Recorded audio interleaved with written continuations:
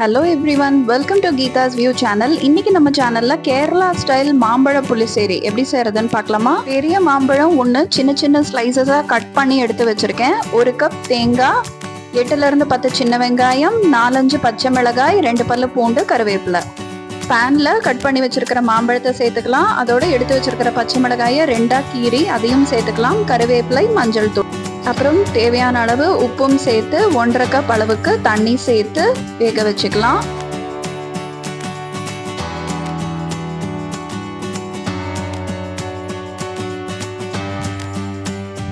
லேசா கொதிச்சதுக்கு அப்புறம் ஒரு லிட்டு போட்டு மூடி வச்சிடலாம். 8ல இருந்து 10 நிமிஷம் வரைக்கும் வேகட்டும். அதுக்குள்ள நம்ம தேவையான மசாலா அரைச்சு எடுத்துக்கலாம். ஒரு பிளெண்டர்ல எடுத்து வச்சிருக்கிற தேங்காய், 1 ஸ்பூன் ஜீரகம், 2 பல்லு பூண்டு,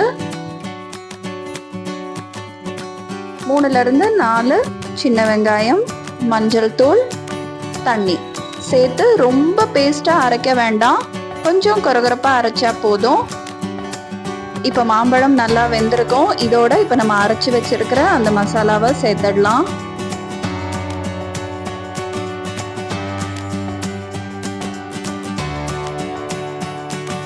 அடுப்பு சிம்மில் வச்சுக்கலாம். இது ஒரு 2ல இருந்து 3 நிமிஷம் வேகட்டும். அதுக்கப்புறம் ஸ்டவ்வை ஆஃப் பண்ணிட்டு ஒரு 2-3 நிமிஷம் ஆறினதுக்கு அப்புறமா கெட்டியான தயிர் 1 கப் சேர்த்துக்கலாம். சூடா இருக்கும் போதே தயிர் சேர்த்தா திரிஞ்சு போறதுக்கு சான்ஸ் இருக்கு.